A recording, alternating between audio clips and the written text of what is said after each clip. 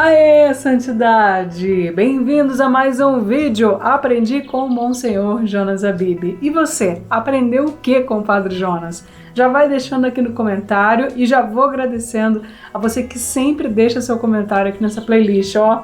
Muito amor aqui nesse canal, muito obrigada. Você que tem deixado o seu testemunho, gente, são tantos testemunhos lindos que nós temos escolhido vídeo após vídeo aqui nesse canal, na playlist Aprendi com o Monsenhor Jonas Abib. A cada semana eu seleciono uma pregação dele para que eu possa estudar todos os dias ali um trechinho daquela pregação, e eu vou mesmo fazendo como se fazia antigamente aqui no Rincão do Monsenhor, naqueles bancos de madeira. Diz aí se tem alguém dessa época aqui. A gente ficava ali, né, com caderno e caneta na mão, o bloquinho, e fazendo a nossa anotação enquanto o Monsenhor Jonas ia pregando, porque naquelas pregações sempre tinha um apontamento que batia mais fundo, ou que nós queríamos recordar, ou que nós queríamos confirmar no nosso coração. Para mim é muito assim, enquanto eu vou escrevendo, aquilo vai se concretizando diante dos meus olhos e eu vou firmando aquele compromisso com Deus. Já deixo o convite para você conhecer os vídeos que compõem a playlist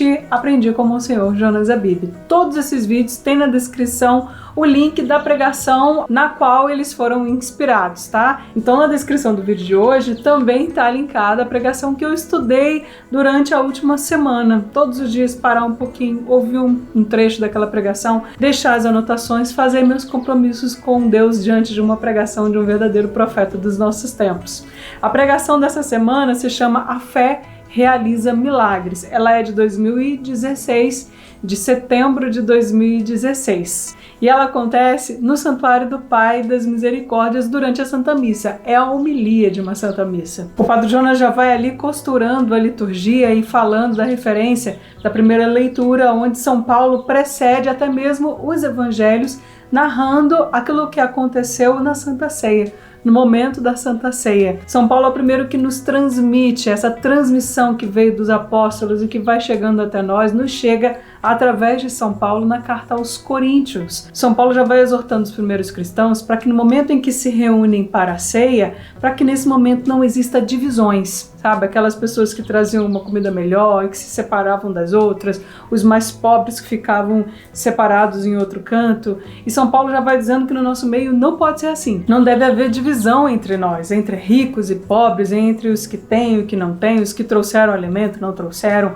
Todos precisam ficar juntos. O bonito é que no meio de toda essa repreensão, São Paulo nos transmite as palavras da Santa Ceia, o que aconteceu na última ceia com o Senhor, aquilo que nós ouvimos todos os dias na Santa Missa, no momento da consagração. Na missa a gente tem o celebrante, né, que é aquele sacerdote que está lá como celebrante, e nós temos os padres que porventura possam estar acompanhando, os diáconos, mas também nós estamos celebrando com aquele celebrante naquele momento da Santa Missa. Que nós celebremos bem a Sagrada Escritura para que nós também não sejamos alvo de repreensão, como foram os coríntios nesse momento para São Paulo. Mas que de forma especial nós possamos hoje celebrar bem a Sagrada Eucaristia, com toda a atenção, com todo o coração, a Sagrada Eucaristia. Nesse dia, o Padre Jonas nos traz que o Evangelho da Santa Missa era sobre o centurião romano, aquele que tinha um servo doente. E veja bem que quando a Bíblia fala de servo, é muito mais do que um empregado, está falando de um escravo. E aqui nós precisamos ter atenção de que esse centurião romano, ele tinha muito apreço, ele queria muito bem esse escravo, e esse escravo estava como? Às portas da morte, na beira da morte. E como ele tinha ouvido falar, como o centurião tinha ouvido falar de Jesus, ele só ouviu, gente, ele só ouviu falar de Jesus. Então ele pega ali, reúne amigos, judeus, seus servos e pede para eles, olha, vão até Jesus, cheguem até Jesus. Nesse momento Jesus estava pregando lá em Cafarnaum. Ele diz, ó, vão até ele e peçam a ele para que ele cure o meu servo. E aí eles vão, né? Entram nessa viagem, nessa empreitada, né? E aí eles chegam até Jesus, né? E os anciãos judeus que estavam ali naquela comitiva dizem, olha, o nosso chefe, ele é muito bom, ele até construiu uma sinagoga pra gente lá, você precisa vir com a gente para curar esse servo, para curar o servo dele. Ele só ouviu falar de você e já mandou a gente vir aqui para te buscar. E aí eles conseguem, então, convencer Jesus a voltar com eles no caminho. E Jesus vai, né? Eles vão empreendendo aquele caminho ali, aquela comitiva, junto com o Senhor Jesus. Antes que eles chegassem lá, na casa desse centurião romano, ele recebe um recado que a gente mesmo repete em toda a Santa Missa.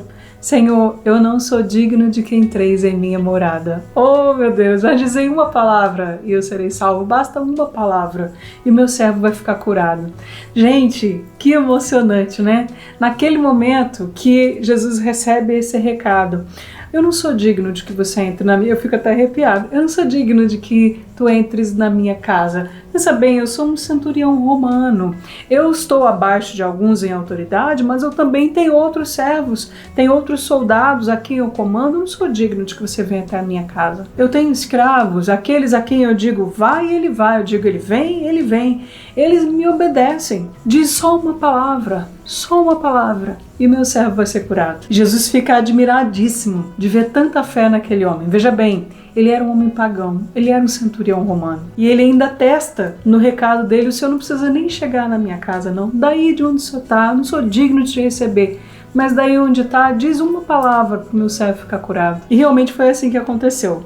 Quando aquela comitiva toda deixou Jesus e voltou lá para a casa do centurião romano, quando eles chegaram lá, o servo estava curado. Veja bem, meus irmãos, esse é o grande dom da fé. Nós precisamos crer, porque o mundo que nos rodeia hoje, nós estamos num mundo cada vez mais incrédulo, que só acredita nas coisas que podem tocar, nas coisas que são palpáveis, nas coisas da ciência. E eu não estou falando só dos médicos, dos cientistas, não. Estou falando do nosso povo. Talvez seja você com quem eu estou falando agora.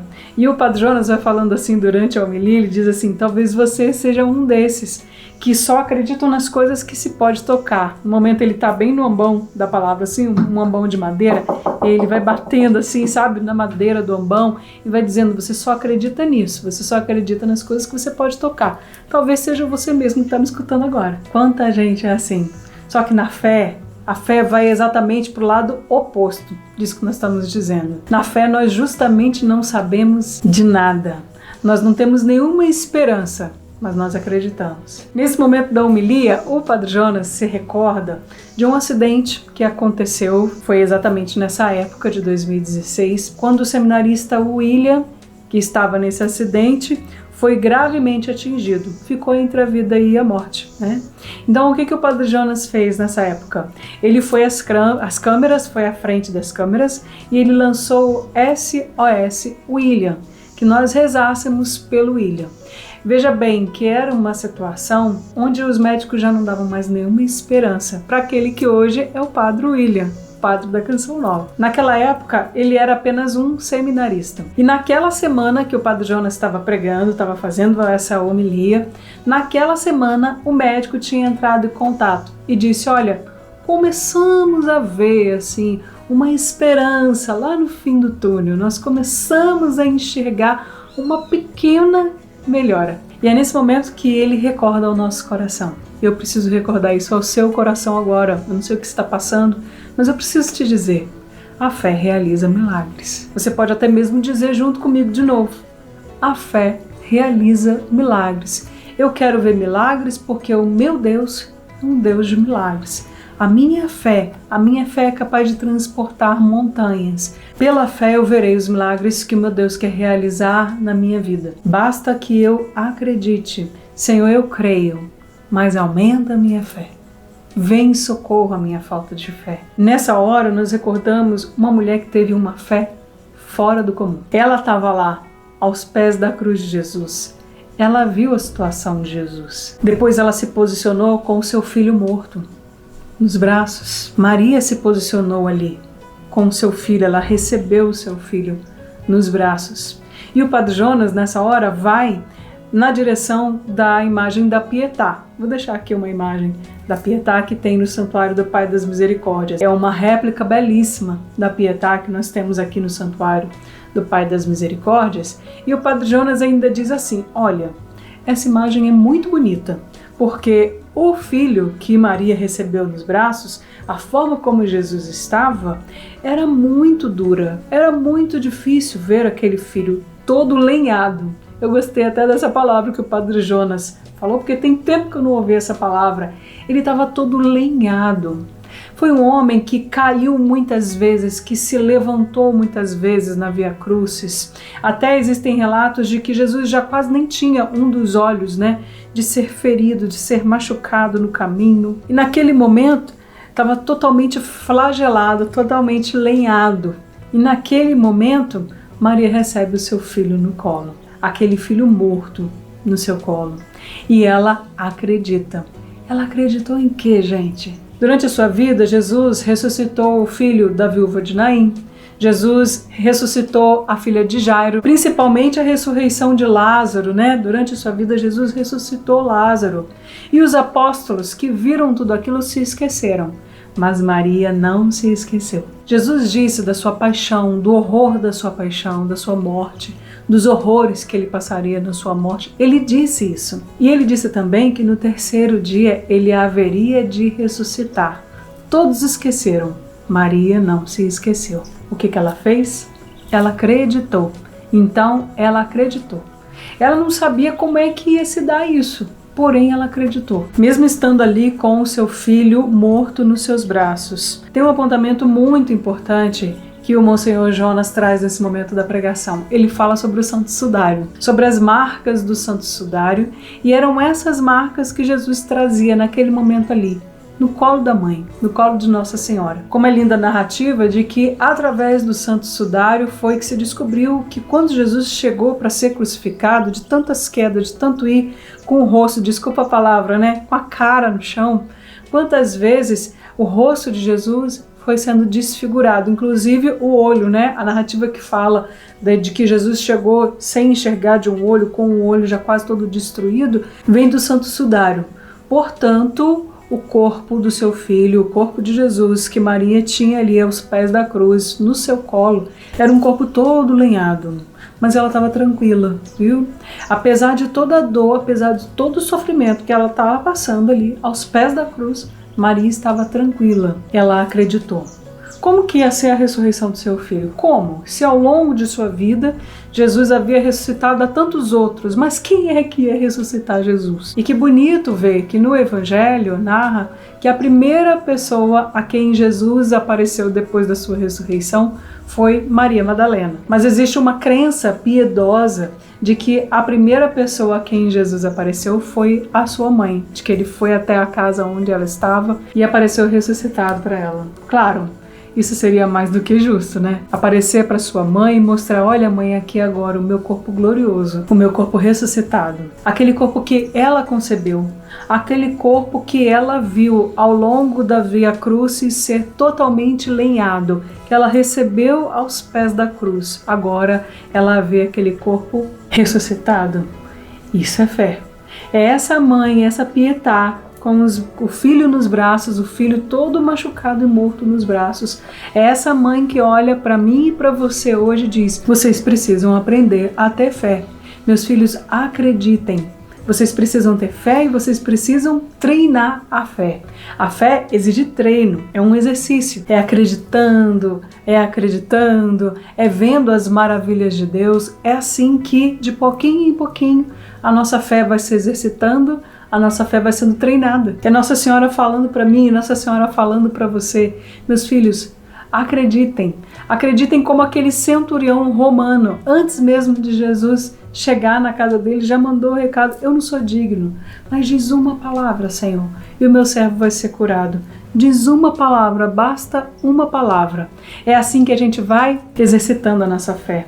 Acreditem como tanta gente que acreditou e viu. Como nós vimos, o seminarista William entre a vida e a morte. Da própria medicina olhar e dizer, não tem mais esperança para ele. E aí aos pouquinhos, logo depois que o Monsenhor Jonas lançou, né, o SOS William, começou todo mundo a rezar aquela mobilização. Nós precisamos rezar assim também pelas causas da nossa vida, porque aos pouquinhos foi se vendo uma luz no fim do túnel, uma luz no fim do túnel, e agora está aí o padre William. O próprio Monsenhor Jonas viu, antes do seu falecimento, né, o sacerdote, o padre William, que bênção que ele é para todos nós, mas ele chegou assim ao momento em que nós não podíamos tocar como é que esse milagre vai acontecer? Mas nós precisamos nos exercitar, nós precisamos rezar. Tá aí o fruto do exercício da fé de um povo todo reunido. Você precisa ter fé. Ana Lúcia, você precisa ter fé. Nossa Senhora está falando para nós. E o Monsenhor Jonas, ele encerra dizendo assim: